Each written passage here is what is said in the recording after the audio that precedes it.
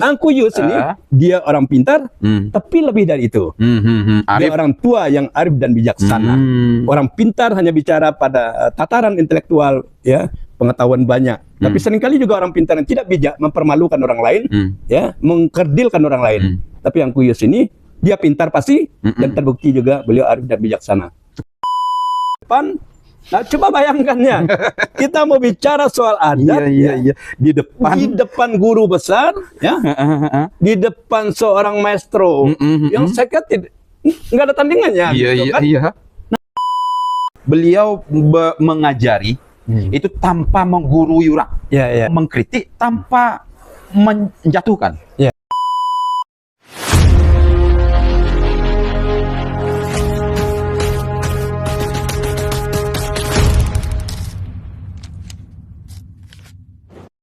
Assalamualaikum warahmatullahi wabarakatuh. Dan sanak salut dimanapun berada, kami dari Salut Kreasi datang balik menemui orang tua kita. Beliau Datuk Pengulu Besar. Alasan kami menemui beliau karena beberapa waktu belakang Ranah Minang, kalau boleh disebut, kehilangan salah satu maestro terbaik yang pernah ambo kenal. Mungkin kalau yang lain mungkin pernah kenal yang lain, tapi ambo baru kenal maestro ko, yaitu beliau Angku Yus. Kalau yang sering kita dengar berita duka ko mengguncang kita orang Minang, terutama ambo secara anak muda yang kemudian baru beraja kataga, baru orang anggap mana tahan dak lah doleh. Balik pada itu tentu kita harus mencari, mengunjungi cerita-cerita beliau, mencari hikmah-hikmah yang pernah beliau ajarkan dari orang-orang tua yang pernah bersobok dengan beliau, mungkin lebih banyak bersobok dengan beliau. Oleh karena itu, di video call kami mendedikasikan untuk beliau. Mudah-mudahan beliau di sana diterima oleh Allah dan ditempatkan di sisi terbaik di sisi Allah. Itu sebagai pengantar. Pada hari ini kita akan bahas sedikit tentang cerita Angku Yus Datuk Parpatiah. Madatuk, izin ambo Madatuk, sakit buat cerita di awal nama Madatuk ya. Iya, boleh, Pak. Ambo pernah bersobok dengan beliau kok, Angku Yus, yaitu ketika itu awal-awal membuat salut kok Madatuk. Ketika ambo bertamu, disuruh ambo menemui beliau. Kalau memang kata beberapa orang, kalau ingin juga beraja mencoba membicarakan Minangkabau, tamuilah nan tua-tua. Salah satunya ambo disuruh menemui beliau, Angku Yus Datuk Parpatiah. Ketika ambo bertemu dengan beliau, banyak hal yang kemudian, walaupun waktu itu pendek, tapi banyak hal yang ambo pelajari. Tapi sebelum daripada itu, ambo ingin sedikit menggali kepada Mak Datuk.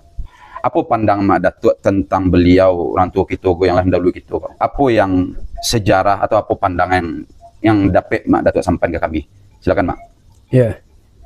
Assalamualaikum warahmatullahi wabarakatuh. Waalaikumsalam. Ambo gembira ya, sore kini kembali bisa berdiskusi, berbagi cerita jo dan Khalifah. Setelah beberapa bulan ya, kita merencanakan bersua-sua, dan ambo merasa terhormat, tersanjung ya dikunjungi. Sebenarnya ambo ingin berkunjung ke Padang untuk berbagi, melanjutkan cerita-cerita yang pernah kita mulai.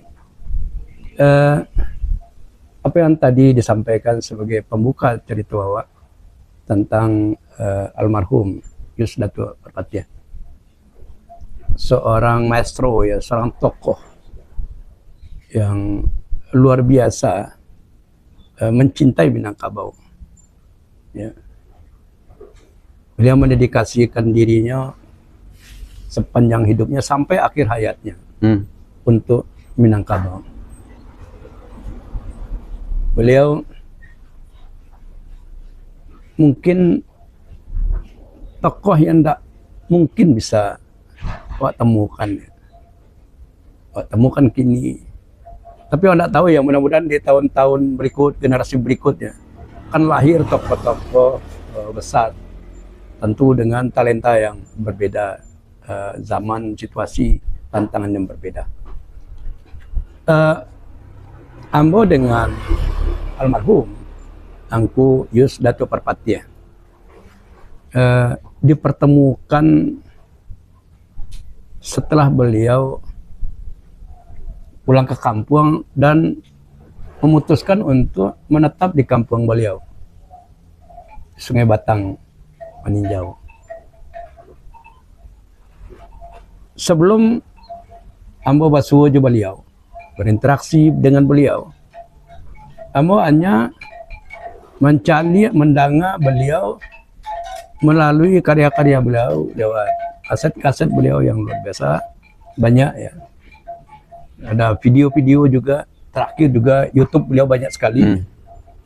Sebagai anak muda Minang yang berusaha mencintai Minangkabau, apa yang beliau sampaikan itu menjadi sumber edukasi bagi diri ambo sendiri ya. Bagaimana beliau menjelaskan dengan suara yang khas, dengan kalimat yang luar biasa ya, tersusun dengan baik gitu ya. Sehingga itu betul-betul ya masuk ke dalam relung hati awak yang paling dalam gitu.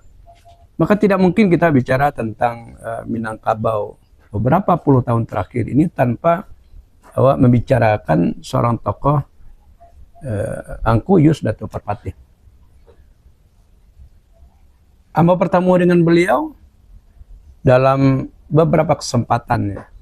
Ada yang pernah dipertemukan dalam satu kegiatan menjadi narasumber di kegiatan-kegiatan yang diselenggarakan baik oleh pemerintah daerah maupun oleh kelompok-kelompok masyarakat. Ada juga pertemuan-pertemuan yang tidak sengaja juga ya, di forum-forum informal ya. Yeah. Ada juga pertemuan yang memang kita rencanakan. Karena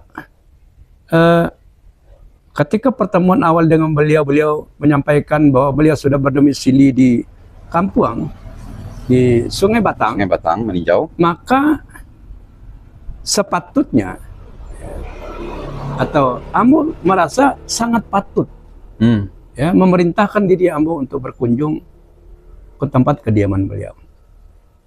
Lagi Sungai Batang, Meninjau ini bukan nagari biasa-biasa. Bukan berarti saya mengatakan bahwa nagari lain tidak biasa begitu ya. Tetapi kalau kita berbicara di dalam konteks Keminangkabauan, bicara dalam perspektif politik, ya, bicara konteks kebudayaan, dinamika keberagamaan secara nasional, maka nama Meninjau tidak mungkin ditinggalkan. Sungai Batang secara khusus tidak mungkin ya kita kesampingkan. Dan saya berkunjung ke tempat beliau, ke rumah beliau. Kita diterima bahkan di luar perkiraan ya. Ternyata beliau ini kalau didatangi, kalau berdiskusi dengan siapapun, termasuk dengan anak muda seperti saya pada waktu itu, beliau kok sepertinya ingin menumpahkan. Dia tidak ada kesan beliau itu berhemat ya untuk menyampaikan sesuatu yang menurut beliau memang harus beliau sampaikan. Nah, saya balik ke cerita ke belakang ya, ke belakang. Ada satu kegiatan yang diselenggarakan oleh pemerintah provinsi, ya, di mana beliau menjadi narasumber dalam acara itu. Kemudian saya juga diminta jadi narasumber. Tandem. Ya, tidak, tadi beliau memberikan materi di waktu malam, ya, di waktu malam, dan saya dijadwalkan esok hari pagi, ya, dan saya tidak menyia-nyiakan kesempatan ketika beliau pada waktu malam hari menyampaikan materinya, tidak menyia-nyiakan peluang untuk belajar banyak, untuk juga ikut menyimak, ya, ikut juga menyimak. Saya ikuti ceramah itu, ya. Apalagi yang bicara ini orang yang sebelumnya cuma saya dengar lewat kaset, lewat video, gitu ya, lewat YouTube, gitu. Wah, ketemu langsung saya dengan orang. Saya betul-betul ya merasa wah ini momen saya untuk mendapat banyak. Besok pagi, seperti yang saya duga, ya, beliau ini besar kemungkinan karena beliau menginap di hotel itu, beliau pasti sarapan pagi. Ya, beliau kebetulan ya juga didampingi oleh istri tercinta beliau. Beliau sarapan pagi di hotel. Saya datang pagi-pagi dengan pakaian style sebagai seorang narasumber, lalu mencari beliau ya yang pada waktu itu sedang sarapan, dan saya memberanikan diri untuk ya duduk satu meja dengan beliau. Ya, saya perkenalkan diri, kemudian saya coba ini untuk apa namanya sok akrab lah, sok akrab. Dan ternyata beliau juga Open. sangat terbuka, gitu ya, tidak merasa terganggu ya dengan kehadiran saya di situ, cerita-cerita. Nah, karena waktunya memang juga sangat tidak tidak Kasib memungkinkan lah, ya. kita untuk bicara panjang-panjang karena jadwal sudah susun panitia. Nah, ketika panitia sudah mengingatkan narasumber harus segera masuk ruangan karena peserta sudah menunggu, saya langsung menuju ke ruang acara. Nah, tanpa saya sadari, beliau mengikut di belakang. Beliau ikut di belakang. Kemudian saya dipersilahkan duduk ke depan. Ya, sebagai pemateri. Pemateri, narasumber. Ya. Tempat duduknya kan pakai Ya, lebih tinggi. Ya, lebih kan? tinggi. Lebih tinggi. Ya, ada anjungan lah. Ada anjungan begitu kan. Lalu beliau mengambil posisi duduk di deretan peserta paling depan. Hal yang sama terjadi sebelumnya malam tuh. Malam itu kan beliau narasumber, Ya. saya di bawah. Mama di belakang, bawah. Ya. menyimak di belakang, tidak Ya. di barisan peserta. Ya. Di belakang, saya kan nyimak. Ya. Ya, Karena rugi kutip, kan, nggak ambil ya ilmu. rugi, rugi kan. Ini bukan hanya peserta yang butuh apa yang beliau Ya. sampaikan, saya juga membutuhkan apa yang beliau sampaikan. Nah, setelah beliau duduk di bagian depan Ya, peserta, saya ada di depan. Nah, coba bayangkan ya, kita mau bicara soal adat Iya. Di depan. di depan guru besar, ya, di depan seorang maestro yang saya kira nggak ada tandingannya. gitu kan. Iya. Nah terus saya harus seperti apa? Ya, saya mencoba mencoba menguatkan diri dengan status sebagai narasumber. Iya. Walaupun grogi. Oh pasti, Total. pasti kan kata orang ya. Masih lihat demi guru kan, kan nantunya beda kan. Hilang ilmu tuh. Hilang ilmunya. Lalu saya coba waktu itu membuka ya materi saya itu dengan berbahasa basi. Saya sampaikan bahwa sejujurnya saya tadinya tidak terlalu percaya diri. Ketika panitia minta saya jadi narasumber di hadapan peserta, angku-angku niniak mama pangulu nagadang masab tua. Sejujurnya saya bilang, ya. Tetapi ketika hari ini saya harus memberikan materi di hadapan seorang tokoh besar, Angku Yus Datuk Parpati, saya menjadi percaya diri. Kenapa saya percaya diri? Karena saya bicara di hadapan orang tua. Kalau salah dan menunjukkan, sase ada namanya nyapu, dorong ada nangka menyinta. Iya. Kan itu konsep. Silek bermainnya gitu. Saya bermain kata di situ kan, karena saya katakan kalau ada kesalahan, kalau kita melakukan kesalahan di hadapan orang pintar, ya, dan orang pintar sebaik Angku Datuk Parpati ini pasti akan mengingatkan, maka kesalahan itu insya Allah tidak akan berulang. Kalau kita menyampaikan sesuatu yang terlihat hebat, tapi sebetulnya itu kebodohan. Tapi di hadapan guru yang memang tujuannya adalah untuk memberikan ya edukasi, mendidik generasi muda, ya maka kita bodohnya tidak lama. Ya, jadi kebodohan ya yang dikoreksi oleh orang yang memang betul-betul dia kompeten mengkoreksi, kita bodohnya nggak lama. Ya, kebodohan itu berkepanjangan, bahkan selamanya bodoh kalau kita mengulang-ulang apa yang sebetulnya itu kebodohan di hadapan orang bodoh. Tanpa ada koreksi. Atau di hadapan orang pintar yang diam. Nah, jadi saya lihat ini Angku Yus ini dia orang pintar, tapi lebih dari itu. Dia orang tua yang arif dan bijaksana. Orang pintar hanya bicara pada tataran intelektual, ya, pengetahuan banyak. Tapi seringkali juga orang pintar yang tidak bijak mempermalukan orang lain, ya, mengkerdilkan orang lain. Tapi Angku Yus ini dia pintar pasti, dan terbukti juga beliau arif dan bijaksana. Tunggu dulu, Datuk. Berarti beliau tadi ada kata kunci yang Datuk sampaikan. Kalau untuk beragi, ndak ceke. Nah, gitu kan, ndak beragi atau memberi sesuatu itu ndak pelit, gitu kan, ndak ceke. selagi tentang berbagi tentang ilmu, Ya. pengalaman, Ya. diskusi, Ya. terutama ke Minangkabawan, Ya. lah sampai tuntunan Nabi lah dehan nyuagiahnya baru. Ya. Itu ciri beliau tuh. Ya. Ya. Bahkan tadi kecep Mak Datuk, bahkan sebenarnya mungkin saja tadi Mak Datuk basebo pas makan sarapan pagi, Ya. lah dek cari tuh kantong, cari lah sebentar. Ya. Tapi ternyata bisa jadi itu pengawalan beliau. Betul. Jangan sampai tidak tahu dia di dalam lubuknya. Ya, ibarat mengaji guruku, ya, nya simak bana. Nyo simaan bana Ya. kaji ko. Nya simaan bacaan awak kona, tajwid awak, mukrid awak, makrид awak nyo simak bacaan betul nak. Nah, dan awak berharap itu. Karena awak ndak boleh percaya diri seolah penyampaian awak kepaten mana. Ya, Dan beliau tidak menyagui. dah. Dan Ndak ada koreksi dah. tidak koreksi, tidak menyagui, tidak koreksi. Beliau tidak mengkoreksi. Dalam artian bukan berarti ikut penerimaan, amba bukan mencari madatuanya kan, Ya. tapi beliau sendiri kan bisa saja kan orang kini merasa berilmu, Ya. kemudian satunya bertanya, Ya. mau ujinya. Ya. Berarti beliau pun sebegitu arifnya. Bahkan orang lain Mm-mm. cenderung Mm-mm. mematikan Membunuh. Iya betul. karakter gitu kan. Mm-mm. Langsung dikritik secara terbuka. Iya. Bahwa kita sampaikan bla bla bla ini nggak benar dan segala macam begitu kan. Tapi beliau tidak mengkoreksi. Saya pada waktu itu tidak juga GR bahasa Tidak sekarang jumawa ya. Tidak jumawa kan, karena menurut saya mungkin ini sikap bijak yang beliau tampilkan, karena tidak mungkin beliau itu melakukan kritik ya, menunjuk ajari di gelanggang rami.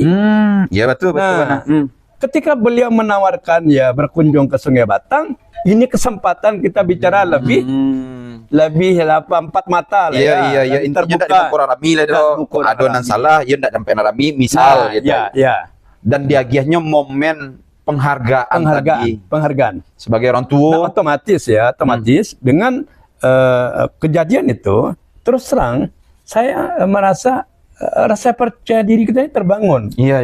Kok di hadapan ini yang tadinya Iya. kita merasa seorang kita sampaikan ini serba salah gitu kan, nggak ada batu, nggak ada nelok gitu kan, bahwa Minang bukan begini, Iya. bukan begitu gitu kan, beliau, tapi ternyata tidak. Nah, peluang beliau apa? Peluang yang beliau buka itu sekaligus sebetulnya saya ingin ya minta komentar beliau terkait dengan apa yang saya sampaikan itu. Nah, mungkin tampaknya tidak di situ, mungkin kok ceritanya sampai matul. Ya tidak diukur rami gitu. Tidak orang rami, gitu kan? Artinya awak sebagai anak muda ya, Jangan sampai patah pucuk. pucuk baru kebatinnya. Iya. Jangan sampai patah pucuk anak muda kok. Ini saya kira hal penting ya. Ini hal penting, kepribadian semacam itu bagi saya ini luar biasa.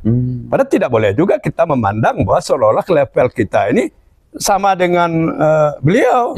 Nggak ada apa-apanya, ini bumi dan langit Pak. Ya, bagaimana membandingkan ya Angku Datuk Parpati dengan Basrida Datuk Mubasa?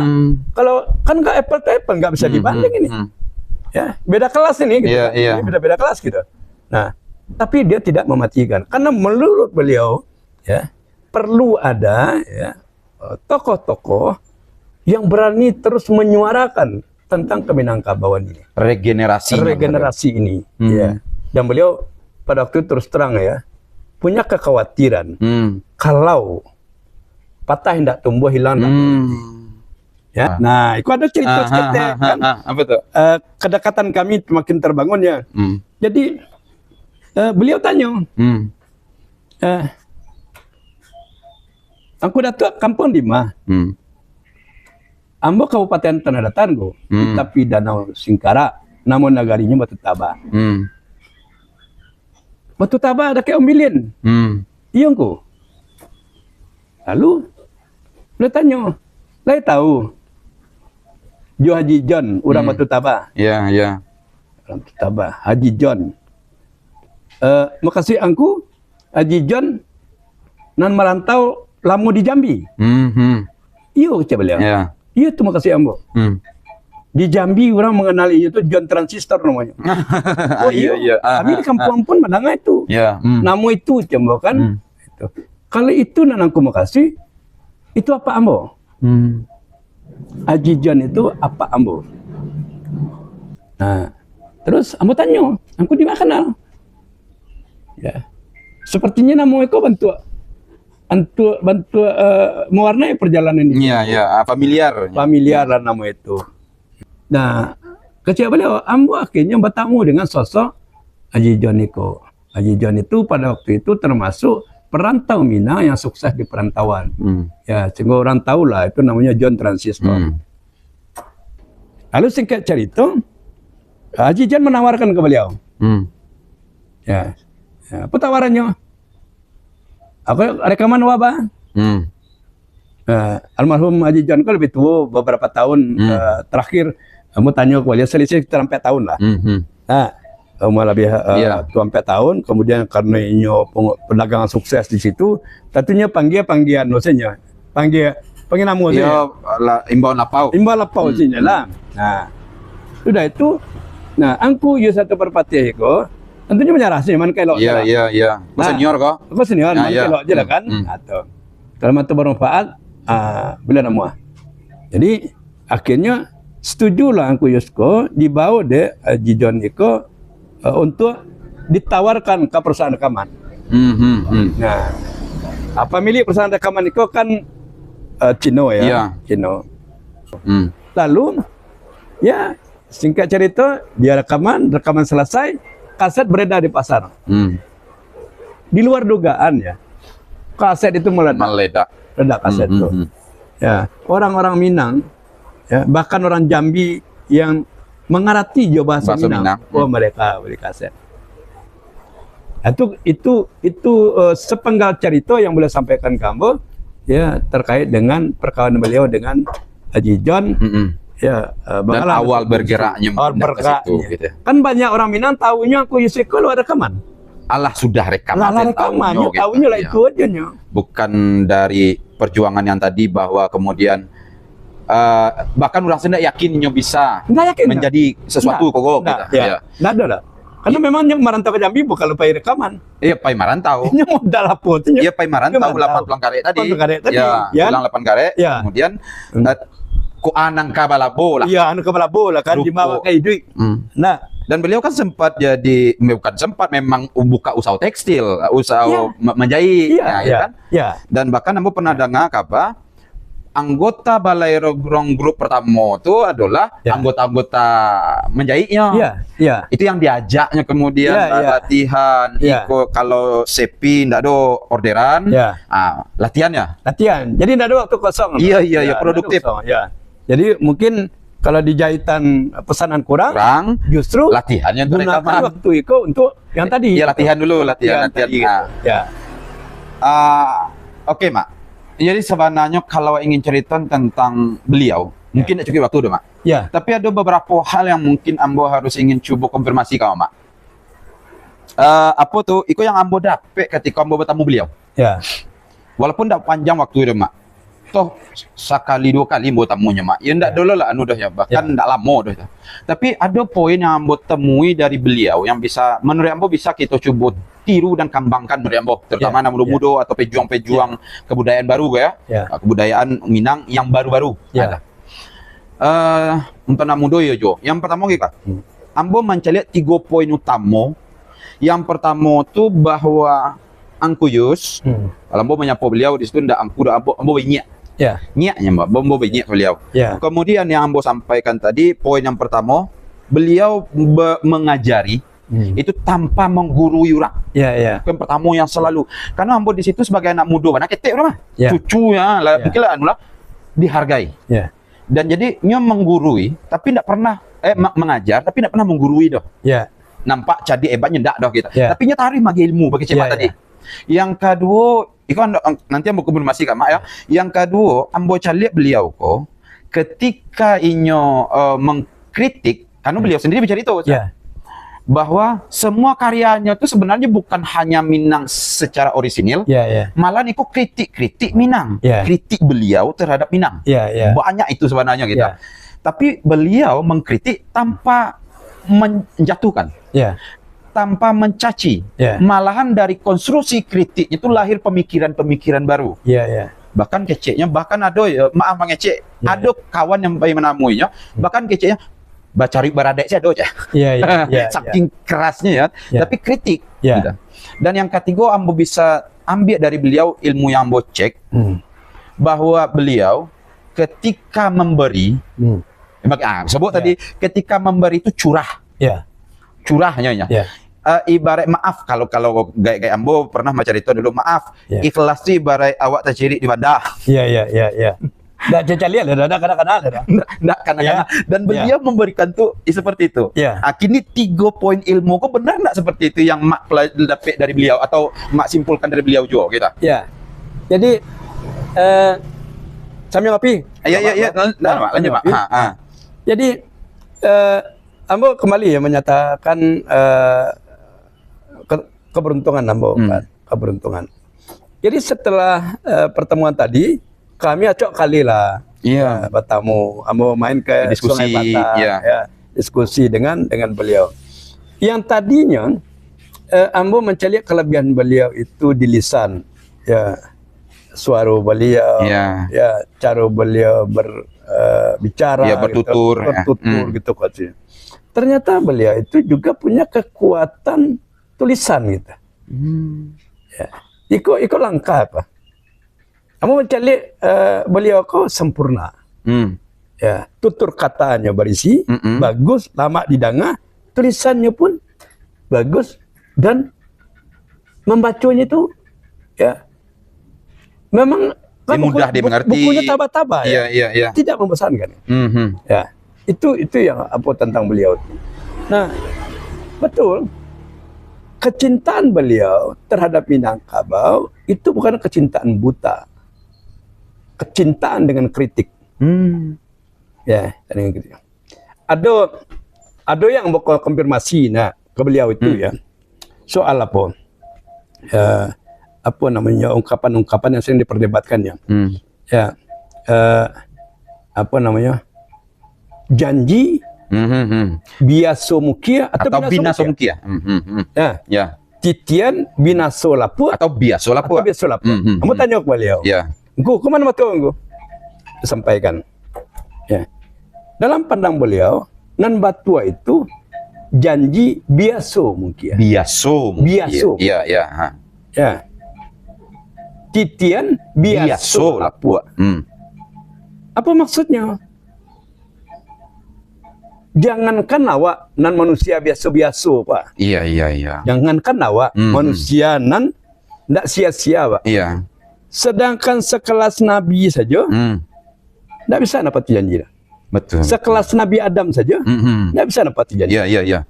Pesan yang ingin disampaikan dengan apa? Pituah tadi. Dengan pituah tadi adalah jangan mudah-mudah gampang-gampang berjanji. Jangan mudah-mudah yang melontarkan perkataan sumpah atau janji. Ya. Harus hati-hati itu. Ya, harus hati. Jangan percaya diri banawa. Engkau sudah diawak. Pede bana diawak janji. Ya. Mana Nabi aja tidak sanggup dapat janji. Itu langsung lihat itu. Janji langsung tuh apa dapat. Nah, jangan kepedean. Karena itu ya. Karena itu orang yang dengan gampang memproduksi janji itu berpotensi menjadi penutup-penutup.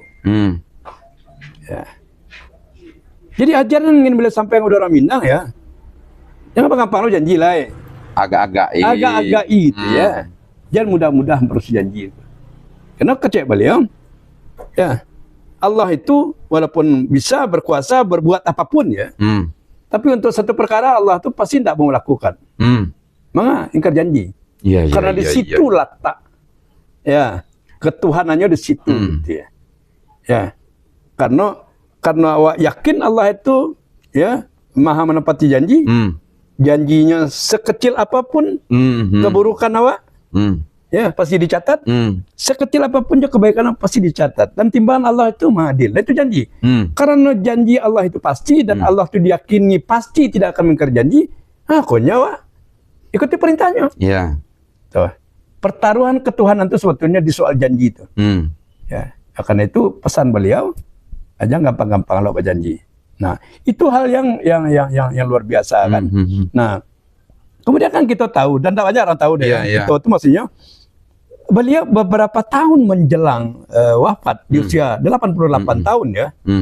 eh, jabatan beliau sebagai kepala kaum Iya, betul. suku Cunyago, Iya, iya. Datuk Parapati ya. Datuk Parapati ya. Itulah beliau kelipahan tuh. Iya, betul. Ya. Disarang ke kemenakan Sarang beliau. kemenakan. Iya. Ya. Karena beliau merasa memang bukitlah tinggi, lurahlah dalam. Ya. Nah mungkin beliau bisa menunaikan tanggung jawab kepada kemenakan siang celik-cali malam dangan-dangan. Iya. Ya. Kearifannya nampak. Kearifan gitu. Tetapi terbukti kan, walaupun beliau secara formal, legal merasa tidak lagi berhak membawakan gala Sako Datuk Parapati, Datuk Parapati ya. tapi pengakuan publik Dunia Minang lah kalian sabit. Minang Sampai kita pun sampai kini menyebutnya Angkuyus Datuk Parapati ya. Ambo kan mengabarkan ya kepada publik meninggalnya Angku Bandarobodi. Ya. Angkuyus Bandarobodi. Gala baru beliau. Iya betul, Bukan Gala Pangulu. Ya. Protes orang, tak kaji orang. Ya, malah orang meralat. Masa Datuk Penguasa tidak tahu Bahwa Gala beliau beliau kok Datuk Parapati ya. padahal yang sebenarnya yang terjadi itu malah Inyo Bandarobodi kok Yang orang tahu tuh Gala dulu. Iya. Tapi Gala kalau dikelipahkan ke kemenakan beliau, orang tidak tahu. Nah, makanya ketika hari Minggu sore ya beliau dikabarkan Minggu ya? Iya, bukan Minggu. Enggak. Beliau meninggal Sabtu sore. Ya, Sabtu sore malam jam Minggu, Sabtu sore itu ambul jam 5 ya. Ambul ada Kaabah itu jam 4:30 lah Kaabah. Iya, setengah 5. Ya, kan ambul kan lah orang ordal nomor situ kan. Iya. Nah, itu ambul ada Kaabah, beliau meninggal. Lalu kita ya terus terang ya walaupun itu terkaji kan. Iya, betul. Tapi kan kita ya harus kembali kepada keyakinan awak. Ya, bahwa memang ya Allah sampai awak kembali. Iya, betul. Yang sebenarnya kan beliau tidak mati. Ya. Ya, singkek jalan di dunianya. Singkek jalan di dunia. Panjang jalan kaki gitu. Beliau meninggalkan ya warisan yang luar biasa. Ya, jadi kerinduan awak kepada beliau walaupun secara fisik badan awak tak bisa diperjumpakan, tapi ajaran-ajaran beliau ya luar biasa. Jadi sekelipatannya tadi itu batu tuh. Ya, bahwa beliau tidak sekadar orang pintar. Arif pun jauh di atas level beliau di puncak loh. Makanya kalau ada istilah lebih dari maestro itu beliau di atas itulah. Ya. Bukan kita dan Ambo sangat setuju. Bukan kita mengkutus. Enggak. Dan Ambo sangat setuju. Ya, bukan kita mengkutuskan. Sangat setuju. Gitu. Karena kecil Ambo sekali lagi Angkuyus sebagai maestro lah anggap levelnya. Itu mungkin kita baca. Kalau pada sifat arifnya, bahwa beliau sudah memberikan pengabdiannya.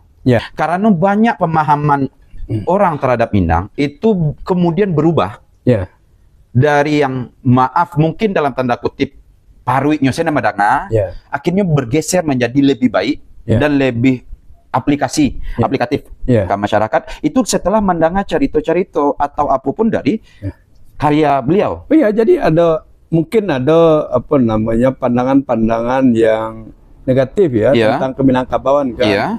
Ada sinisme misalnya tentang Minang, lalu membenturkan Minangkabau dengan Islam sebagai sebuah agama, terutama itu berkaitan dengan kawin sesuku ya. Itu kan beliau tarangkan ya dengan bahasa yang sederhana, lama didanga. Betul ya. Dan orang Sonderimo sangat mudah dicerna otak. Tidak dengan bahasa intelek tidak dengan bahasa tinggi, tapi kuyu bahasa masyarakat Minangkabau.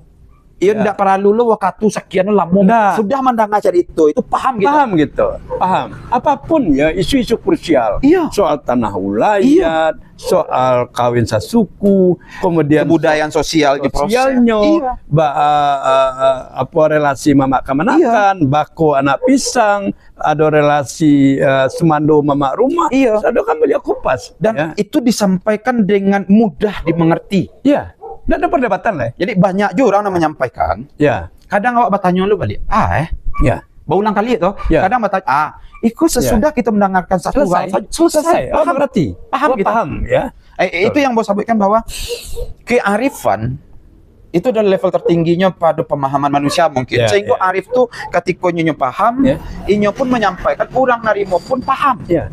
Bukan pandai saja. Kalau Ya, pandai mungkin nyo dirinya saja. Kalau pandai itu kan perdebatan di ranah iko ya. Iya, iya. Gayung basambui tarucinya karena gayung basambui Iya. itu berjawab. Iya, badantam-dantam. Tidak bakal sudah. Tidak bakal sudahan. Tidak bakal sudahan gitu. Tapi kalau beliau menyampaikan, itu kelebihan yang bocah lihat tadi. Ya. Kearifannya dalam menyampaikan sesuatu itu, ya melalui tangan beliau ya, Allah Ya, menyampaikan itu lebih mudah dimengerti. Ya. Itu yang ambo kecekkan, itu kerinduan yang mungkin Ya. tak akan terobati. Ya. Tapi itulah Madatua. Dan itu ya, apa tambahkannya? Beliau kan memang tokoh yang sangat ya legitimate maksudnya. Iya, diakui. Beliau bercerita jambu waktu di rumah sakit itu termasuk istri beliau ya. Menjelang beliau dibawa ke rumah sakit, masih banyak je orang yang minta wawancara, dan mengajak beliau itu untuk shooting, untuk segala macam gitu. Ya, Ya. beliau diturui, beliau ndak tinggal di kota, ndak tinggal di tempat yang mudah diakses, tapi karena beliau dibutuhkan, boleh dikunjungi. Orang namun lalu di situ, batanggang di situ, Hanya menunggu untuk kesempatan. mendengar Langsung, ceritanya. mendengar langsung Iya. dari beliau gitu. Ndak cukup hanya ya, orang dengan mendengar menyimak kaset atau Ya, walaupun itulah selesai ya, itulah selesai. Tapi Ya. kepuasan manusia yang lain Minang yang paikas itu, Ya. itu pakai cambut tadi banyak hal yang mungkin tidak akan terjawab deknya di situ. Betul. Tapi nyo ingin juga bertanya. Ya. Dan beliau salah satu, kalau referensi mungkin tidak tapek lo baca dong. Ya. Tapi orang yang mampu menyampaikan Ya. tuh dengan santai, Ya. mudah dimengerti, Ya. dan tidak menimbulkan perdebatan. Ya. Dan seorang Mak Datua, sekali lagi yang mau sampaikan. Carito kita tentang beliau mungkin akan habis. Tapi ada beberapa poin yang bisa, kalau ikut sengaja ambo menyimpulkan. Karena biasa kan cerita salut jarang disimpulkan. Ya, ya. Kini ambo simpulkan sakit Ya. bahwa sungguhnya beliau sebagai mengenang jasa beliau ya. Ya. Mudah-mudahan ndak nak dapat di awak setinggi beliau. Tapi setidaknya perjuangan beliau kita taruhkan juga. Kami Sama. terutama anak muda-muda bakecek tadi dia sampai patah pucuk karena beliau pun memulai dengan tulang 8 karet. Ya, ya. Kemudian berjuang dan sebenarnya bukan uang yang dapat anda beliau, tapi yang lebih dapat pengabdian Ya. yang kemudian memberikan balasan ke diri. Ya, ya. Bahkan sampai ke Madatua tadi, di saat gala datuanya sendiri sebenarnya lah beliau letakkan, Ya. lah beliau limpahkan, Ya. tapi di saat yang bersamaan beliau masih diakui oleh orang semua sebagai datuk Ya. Parpatiah. Dan yang kedua, dari cerita datuk beliau pun, maaf, itu kan pelajaran juga bagi kita. Di saat beliau tahu bahwa kok tingginya bukit tidak terturut lah, gitu kan, Ya. lurahnya tidak terturun nilai, Ya. beliau tahu diri tinggalkan lah. Ya. Tapi bukan berarti meninggalkan tidak mencaliak. Ya. Jaliak jauh gitu Ya, cuma datuk ya, tadi. ya. Itu pelajaran jauh untuk kita mana tahu ada yang pemangku juga di situ. Ya. Dan yang bagai cambut tadi, kearifannya. Ya. Kearifan go lahir dari mana? Tentu dari diri beliau yang terbentuk berulang kali dengan Minangkabaunya. Dan 3 poin yang Ambo sampaikan tadi juga melengkapi dari Kecik Madatua bahwa Ya. beliau mengajar tanpa menggurui, Ya. kemudian mengkritik tanpa menjatuhkan, baragiah tidak pernah kurang. Ya, ya. Gitu dia memang. Ya. Jadi mudah-mudahan doa kita bersama Insyaallah. kepada penonton pun kita memintakan mudah-mudahan yang menonton tolong juga mari kita kirimkan doa termasuk pada beliau dan juga orang dahulu kita karena belum tentu juga ketika ikut tayang kok antah awak lah dulu loh. Ya, ya, ya. Karena memang hidup dan mati tidak urusan awak. Ya, Tapi dan awak berterima kasih ya kepada istri beliau karena sekian lama mendampingi almarhum ya. Jadi mudah-mudahan almarhumah istri beliau tetap diberikan kesehatan, iya. dan sebisanya tetap melanjutkan silaturahmi, membuka ruang kepada pencinta Minangkabau untuk bersilaturahmi. Harapan kita jangan terputus. Jangan terputus. Dan kita berharap sekali lagi Madatua, mudah-mudahan patah tumbuh hilang berganti. Walaupun sawana ambot sungguh tidak cemas. Tidak cemas. Ya. Karena bawa katu baputiko. Ya. Mungkin ada masuk ada waktunya Ya. nanti. Ya. Tapi kita ada zaman ada orangnya. Iya, kita hormati beliau. Ya. Mudah-mudahan penerus beliau siapapun nantinya Ya. memiliki kearifan yang tinggi pula. Ya. Dan kita berharap beliau di sisi Allah mendapat posisi yang sangat terbaik doa kita. Ya. Baik tujuh untuk orang-orang dahulu dari kita masing-masing, Ya. orang tua kita yang lainnya. Jadi Madatua, terima kasih Madatua. Mudah-mudahan Madatua Sama-sama. menjadi pelajaran untuk kita Madatua dan ikut sebagai pengingat untuk kita orang Minang Ya. bahwa adonan idrik sudah mati, adonan mati sabalun mati. Ya. Itulah sebagai penutup dari kami dari Saluk Ariko. Mudah-mudahan dapat kita ambil iktibarnya. Kami dari Saluk Kreasi undur diri. Sabalunnya kepada Datuk, kami terima kasih kepada Datuk. Terima kasih banyak. Sehat selalu. Ya, Terus berkarya. InsyaAllah. Assalamualaikum warahmatullahi wabarakatuh.